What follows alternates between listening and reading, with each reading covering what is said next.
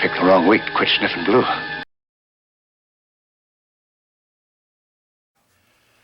Hello and welcome back to another thrilling chapter of Aztec Dummy Build Something Fun. This is the first report post Wonderfest 2015, and I'm going to start digging into the piles of kits that I brought home. And not piles, a pile. It wasn't all that many. But I'm going to do a couple of kits this weekend that I think are easy one weekend builds, and I'm going to get them both done at the same time. Let me show you what's on the menu. Okay, what we have here are two kits of varying size and or quality. What we've got here is the ship from Barbarella, the Alpha 7. This is a Tony Lamb special. This is the same guy who I get the Lex kits from and the Farscape kits from. It's on the complete opposite end of the spectrum. It is all of 7 pieces, and 6 of them go on the sides. I mean, it's really ridiculously simple. That's it. If this weren't a solid block, I would be tempted to try to do the fur lining inside, but as it is a solid block, we're going to be lucky just to get the 2 colors of paint on it. It's basically silver and pink, and that's what we're going to do. So first thing I need to do is wash this. I've just taken it out of the box, and I want to put it in some warm soapy water and wash the residue, the mold release off of it. And then, like I say, these are the things that go on the sides. It's not a tough build. The other is the Ban Dai C-3PO. This also is not going to require a lot of paint because it's molded in gold plated and black and all of the colors you're going to need. So no washing necessary here, probably no painting necessary beyond a little bit of grime weathering that I'm going to want to do. A little bit of a pricey kit, considering that the result is not really that much bigger than some of the action figures that are out there. It's only going to be a tall when it's done. So like I said, these should both be able to get through these this weekend. Okay, doing a little research by putting the Blu-ray movie in, you can see that the ship has a decided pink / maroon burgundy tone to it. It's got what looks like silver highlights there, and unfortunately, because these parts on the kit are solid, but it looks like it has an interesting green light going on there, which I probably would have used a RGB bulbs for, but since it's solid, there will be no lighting there.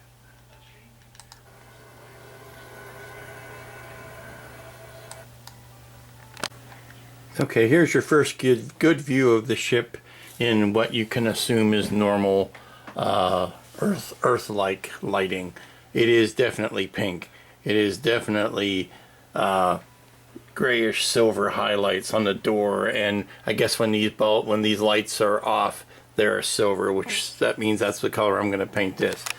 But this has got to be the most ludicrous attempt at streaking and weathering I have ever seen on a full-size set. So that's what I'm going to try to duplicate, to break it up some. I'm going to have some of that gray / silver and black weathering, for lack of a better term. Okay, you can see another pass of the front. Oh, bad damage on the ship. Okay, what I'm interested here on this shot is that detail right there, which looks to be just plain old silver with some grading over a light there. Okay. Well, I think I got everything I need to know out of this. So we'll start applying that to the actual kit. Here are the parts to the Alpha 7. Sorry, looking to see what they call it. The Alpha 7 sitting here to dry.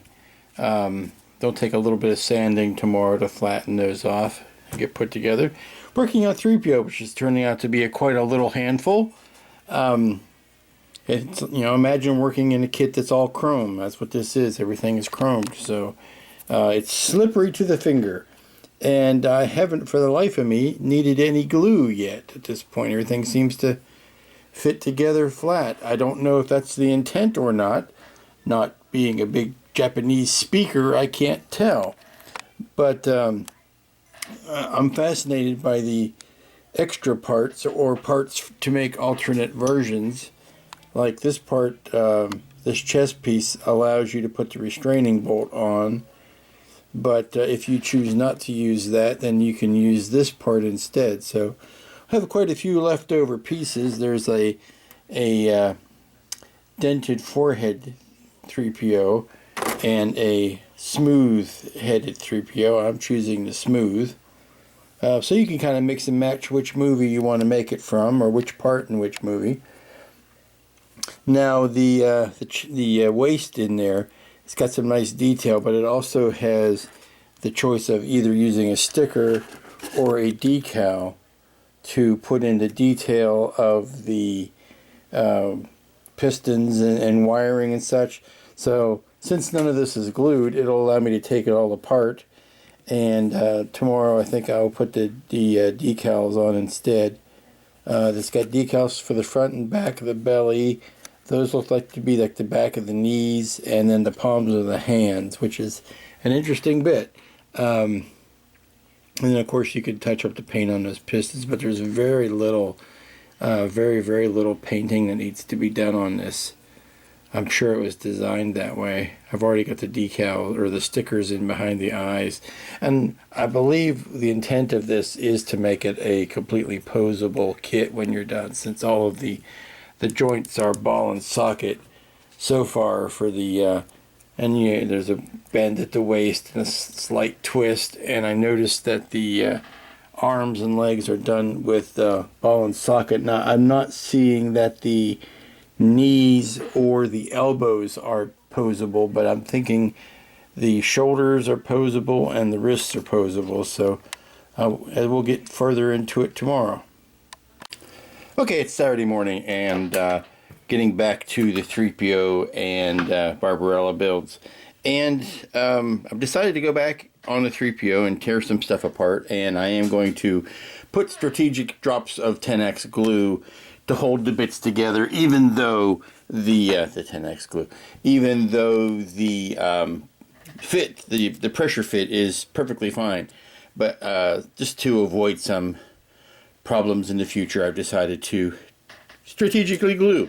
But one thing that this kit asks you to do that other kits don't ask you to do is that you have to decal some stuff pretty early on rather than waiting to the end to put decals on. It's sort of like the problem we had with the Pegasus and Battlestar landing pods, that you had to put the long decal in before you could actually finish construction. So because this waist piece is so deeply buried under other pieces, and I'm going to try putting the decals on that, and also these palms of the hands, although I'm still trying to figure out why we have why we have two sets of hands. I don't see any great differences in them.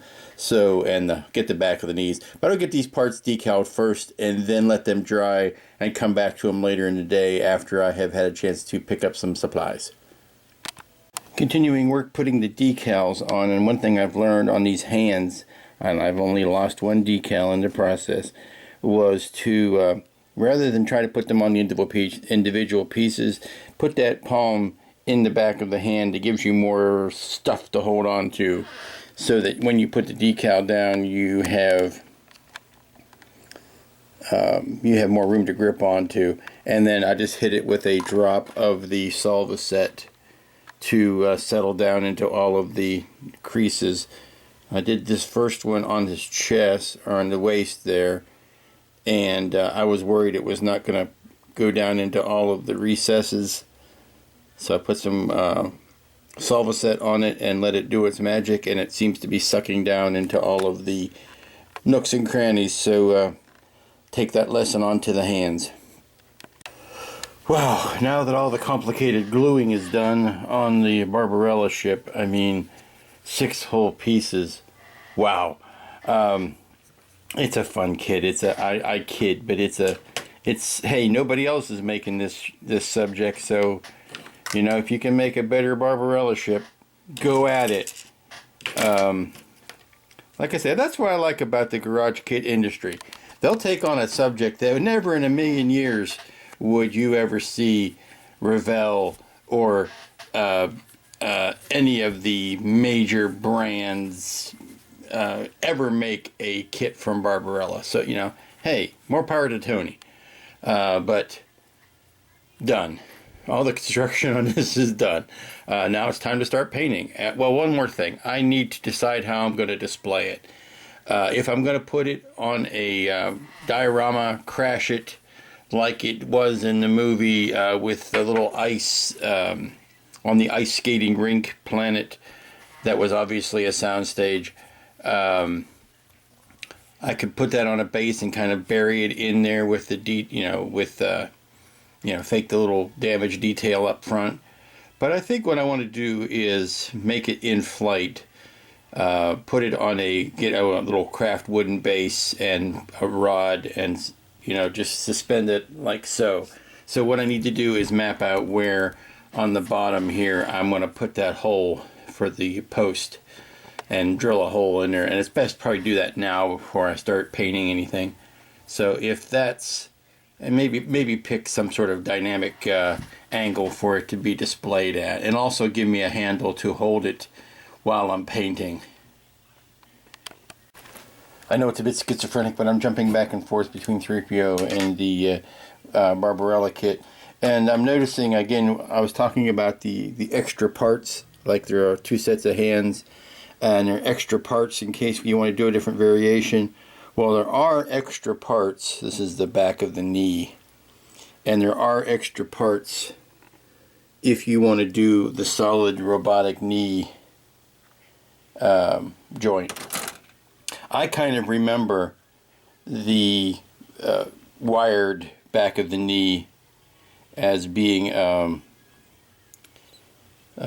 thing that I liked on the costume for 3PO. So that's what I'm going to try to emulate, unless things go horribly awry with these decals, in which case I will quickly substitute this chrome piece over the back of the knee, and you won't hear another word about it.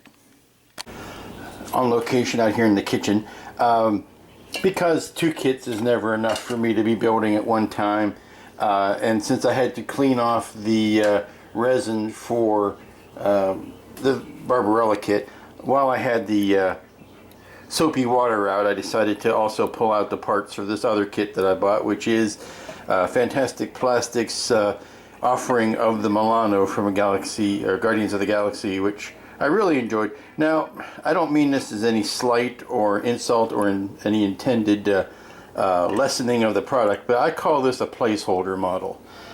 This is pretty good. I mean, it's the best Milano kit that's out there. I can't believe that somebody somewhere won't be making a larger scale, perhaps more detailed version of this ship. But until such thing happens, I'm perfectly content to buy this copy and work on it. Like I say, it's a placeholder model. It's not as detailed as it could be. For one, there is no cockpit. There's just this bubble, which I will mask off and paint like cockpit. But as I understand, it's an Alfred Wong kit, which means there is going to be some issues with cleanup. The casting on it, well, you look at it, the symmetry on it isn't quite right. I mean, as I understand it, this has not been grown or built from a CG model, but has been, more painstakingly made by hand, which is going to show little imperfections, and that's fine.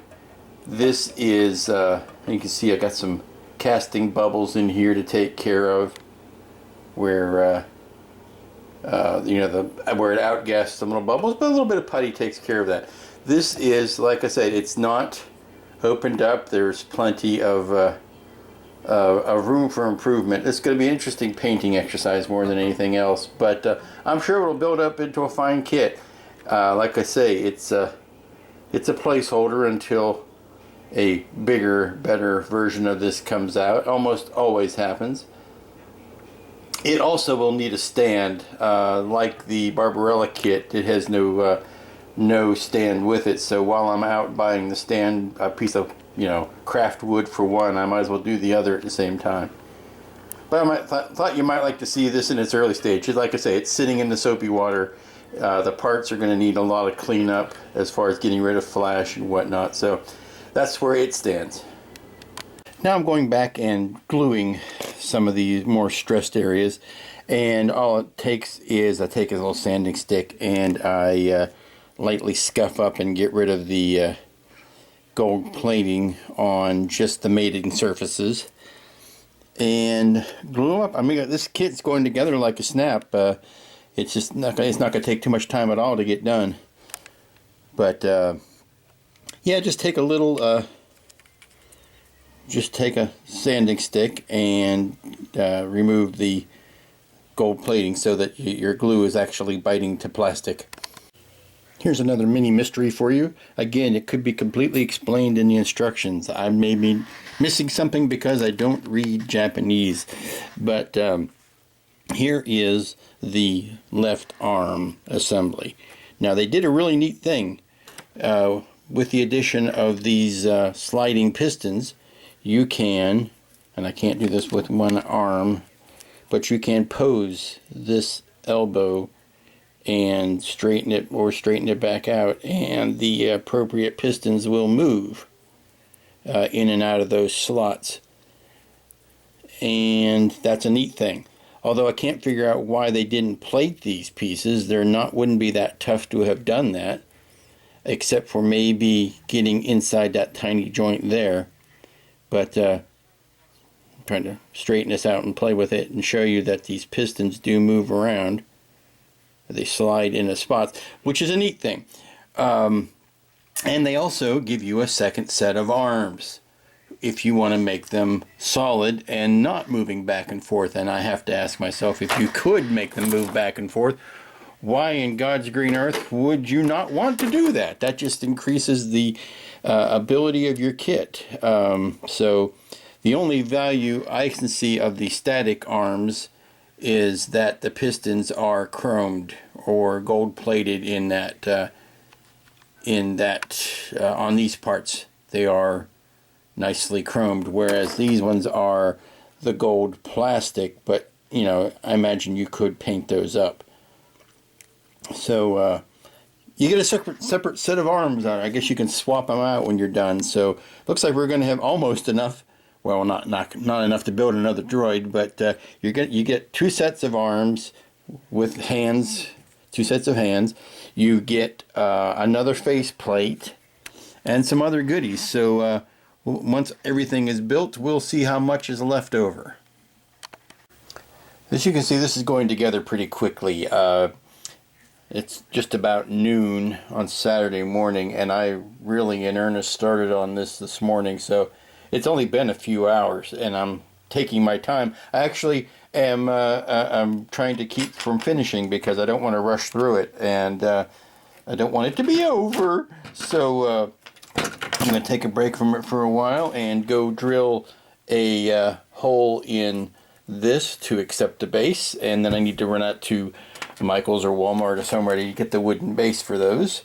And while I'm at it, I'll get the base for the Milano that's in the other room. But as you can see, outside of touching maybe those pistons in the waist there with a little bit of silver, there isn't any painting to be done on this kit.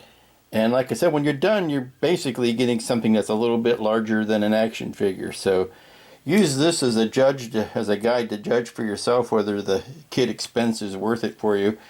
That would mean the R2 is about yay tall, which now I understand why they put two R2s in the kit, or the R2 and the R5, I believe, are in the kit, because if R2 is only this tall, that's not a lot of model for the price. So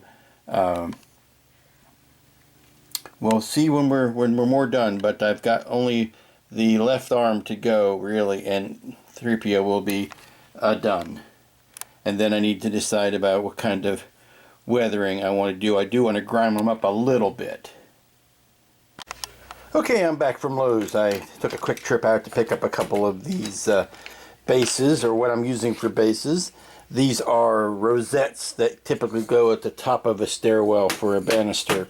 And people say, hey, why don't you just go to Michael's and get some get a piece from there? Well, B, I got two reasons. A, Lowe's is a lot closer. By the time I load everything up, go to Michael's, wait in line and come back, I could have been to Lowe's twice. And B, these are poplar. The stuff you get at Michael's is typically pine. And pine has a tendency to warp. It's not as stable, dense a wood as poplar is. And especially if you're just going to leave it like this and paint it, it paints up a lot better than poplar for me. Okay, in the time that has elapsed since I had to recharge the battery, I've done this. This is the Milano on a base. And I've cleaned up all of the parts of the Milano, trying to figure out how they go on the kit. Here is 3PO almost done. I'm going to finish 3PO, kind of move him off stage, and then build up the Milano. The Barbarella ship is out on the back porch. It has gotten a couple of coats of filler primer on it. Those are drying in real nice.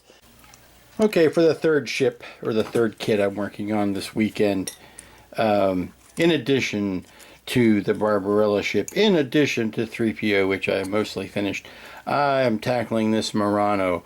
This is the Fantastic Plastic Murano kit. Cleaned up the parts as best I could, glued it together as best I could.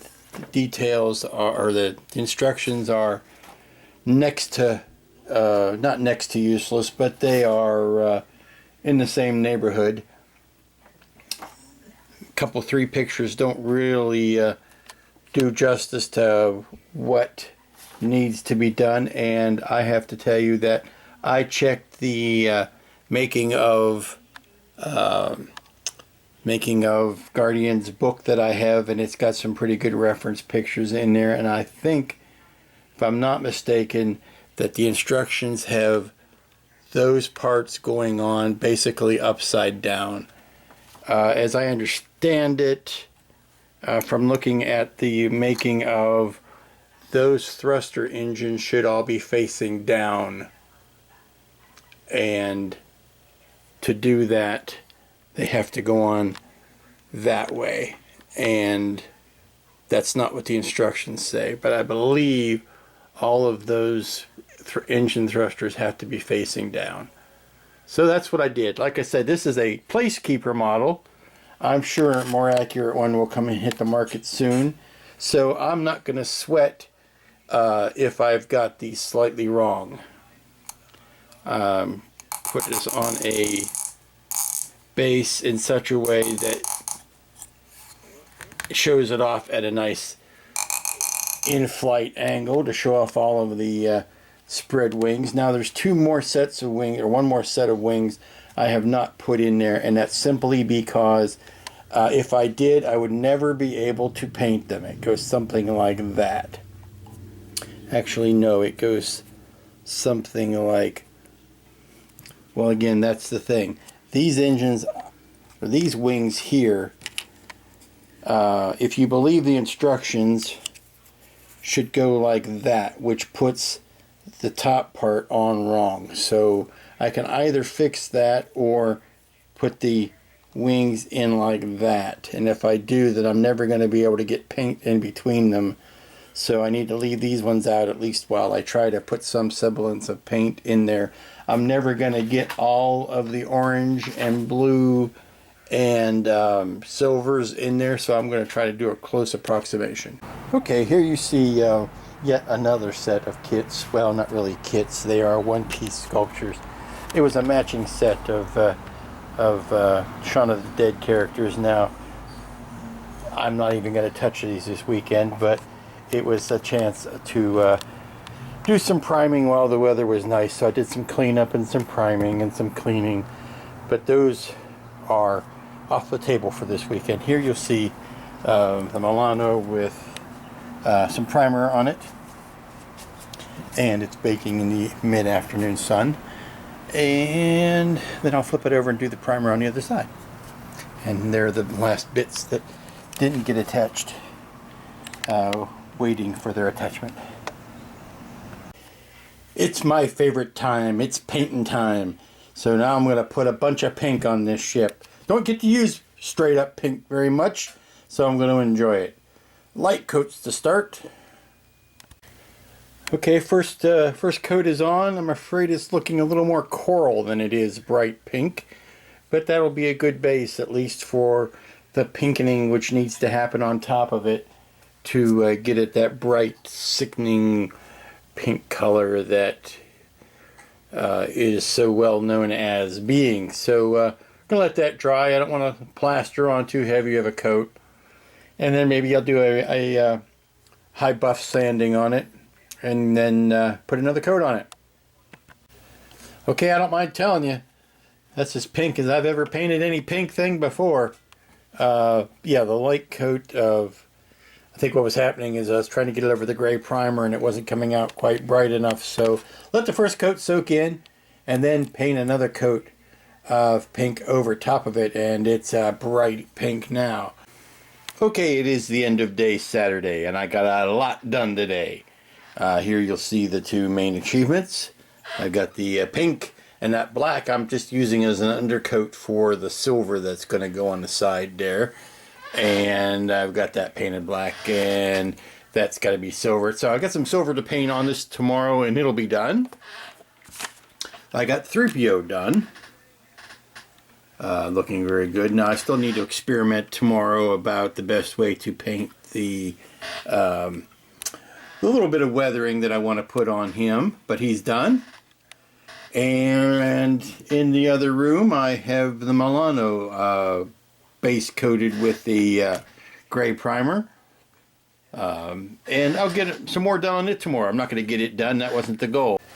Okay, here's something I didn't think I'd ever say. This isn't pink enough. It's not obnoxious enough. The black is, you know, obviously where the silver's going to go. But looking at it, it's kind of pale. It's a pale pink. It's nice. It's pinker than anything I've ever painted, but it's kind of pale. It doesn't really pop. So I was looking at Dirk Pitt's video for his cancer build for the Shelby, which turned out very nice. Dirk, I appreciate you letting me steal your idea, but I'm going to go out and see if I can find that same nail polish. And I've got the lacquer thinner here, so I'm going to cut down some nail polish with lacquer thinner. And I'm going to try spraying that on there, because you know I hate it when a model build goes too well, too quick, too easily. So, you know, I got to find something to complicate it. So what I'm going to do is, once I get out of church, I'm going to, on a Sunday afternoon in the middle of the South, a grown man is going to go looking for nail polish. And if you don't think I'm going to get some stares, I would be greatly surprised. So that's mission one for today. And you'll notice there's old finished 3PO looking like a tiny Oscar. Well, this is the color I've chosen. And if you don't think I got any nasty looks at Walmart, well, I wasn't really paying attention. After all, it's Walmart, and I'm sure they see things that are stranger than this. It's an experiment. If this doesn't work out, I'm going to blame Dirk for it. Well, of course, it's going to be my fault completely, but that doesn't mean I'm not going to blame Dirk for it. There's quite a big difference between assessing blame and who's actually at fault. So, you know, the gravitational properties of blame and praise.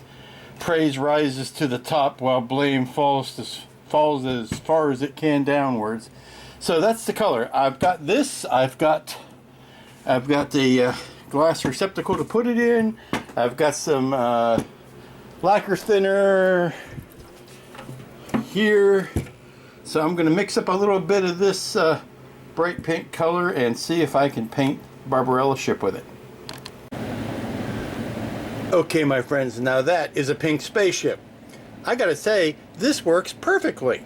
It's cheap paint too. I mean, it's nail polish paint, but and it's, you know, cheaper by the little tube than some enamels I've bought. This is a light coat on the bottom. I'm gonna flip it over and do the top. and then perhaps I'll come back and do one more coat to give it a deep, luxurious shine. But I couldn't be happier with those results. Well, I gotta say, I'm just pleased as all get out with that result. And I feel completely justified cleaning the airbrush out with acetone, because after all, that's basically all that nail polish remover is acetone. So there you go. I still have enough left for another coat a little bit later, and still for a pedicure if I'm feeling particularly fabulous.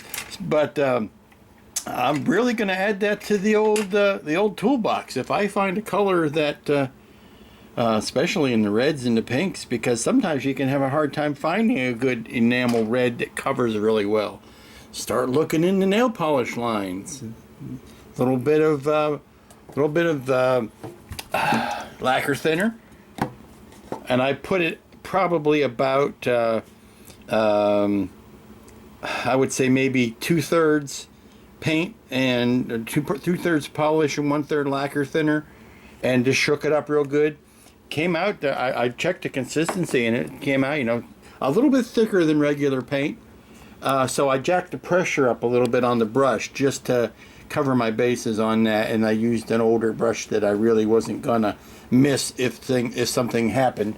But it's here, it's drying in the window. I've got the fumes exhausting to the outside. And I made a mask to cover that doorway, just a simple circle vinyl mask. And I've also created masks for this so that now I can go back and repaint the silver over top. But that's just it. That's perfect. That's exactly the color I was aiming for. So if you're looking for a kit to do for your next breast cancer awareness build, look up this Barbarella ship. It's supposed to be pink anyway. Very nice. You know, I never really gave old Igor here his due, but this was what I picked up my silver award for. There it says silver. You can see a Wonderfest silver. Yay me! And I really think it had a lot to do with doing that extra base. It's a great kit. It was a fine kit. I did, I think, a pretty good job on the painting of the kit. But I really think it was the extra oomph of adding that base that put it over the top. So sometimes modeling isn't about the model, but it's about the environment you put it in. Here is the Enterprime and its bronze award. Hard to see through the glass, but it made the ride home, the voyage home, so to speak. And the second thing that I won the other bronze for is this robot right here. There's his bronze award. They determine the sex by checking 2 rows of feathers. If one row is shorter than the other, the chick is wrong. Yeah, says you. Same height, it's a male. Okay, I just took a second to took some gold enamel paint and painted the pistons here, and now they look every bit as good as the plated pieces that came with the kit.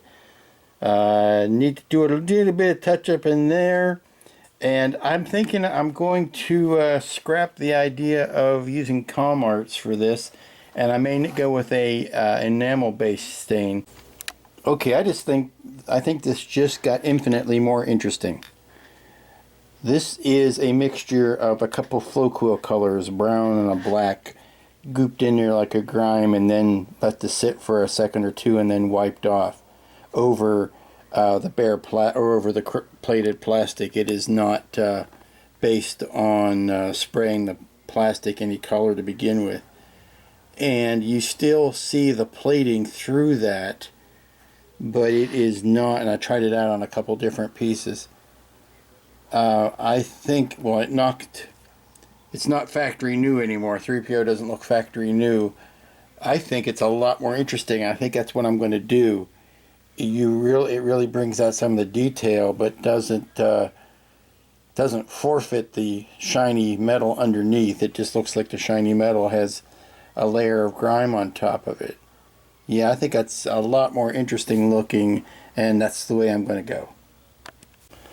Okay, I'm trying to show what the difference is again, and you can see it's a subtle difference. It's much more noticeable here in person than on the camera maybe, but just that added bit of detail in there really helps bring out the details. So yeah, that's the way we're going to go. Well, it looks like a bit of a mess now, but trust me, this is a much better finished in my eyes than the flat out chrome gold. It looks less like a toy, more like a model, and more importantly, more like the 3PO I remember from the movie. You can really see how that settles down inside those lines and just makes it better. I can't describe it any better than it makes it better. So letting all that dry because it is enamel and needs to dry. Let's go see how the Barbarella ship is looking. Well, it's sitting in the sun. Move it out here to where you can see it. Yes, that is really looking like it's supposed to. I am so glad what a genius I am. I am so glad I looked at Dirk Pitt's video and learned that new valuable method of using nail polish as paint. I'm going to let that dry, and I'm going to let it dry. You know what? I'm not in a big rush to finish this weekend, so I'm going to let this dry at least overnight and come back and finish it and put the obvious streaking in and paint those. But I want to give that a good, because I've never worked with nail polish before. I don't know what the drying time is per se, so I'm gonna give that perhaps more than normal length of time to dry before I go back in and try to paint on top of it. Well, that brings us to the end of another weekend of working at a little bit of slower pace than normal. I don't have a show that I'm trying to get things done to build for, so taking my time, taking things a little easier. I would have had the Barbarella ship done this weekend had I not decided to repaint with the nail polish, and that's an interesting learning event. Always happy to learn a new technique, and like I said, that would have been done had I not decided to repaint that. But again, I'm going to slow down. There's no reason to rush through any of these things. I got the 3PO done. I was done with it yesterday before I decided to add this new grime texture to it, and I think it really added to it. I know I came off a little bit negative about the merits of the kit as a whole, and I still am kind of, iffy about, it's about 35 bucks, and that's a lot of money for what you end up with, which is essentially a supersized action figure. So yeah, I was a little bit rough on that, but that's my opinion, and I'll stand by it. Also got the Milano primed, got it put together and primed, and I've got a plan of attack for what I'm going to do with the rest of that. And I got the Simon and Nick Frost busts, or caricature busts, primed and clean. So a good amount of work for a weekend. Nothing to sneeze at there.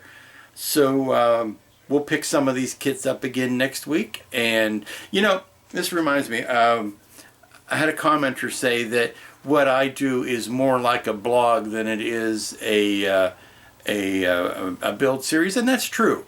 I don't follow a particular kit from beginning to end, and that's all I do, unless it warrants it, and it's the only thing I'm building. So this is more along the lines of, this is what I'm doing this week. So yeah, I guess it is. That's a fair cop. I'll take that. It's a blog. It's a video blog of what I've built this week.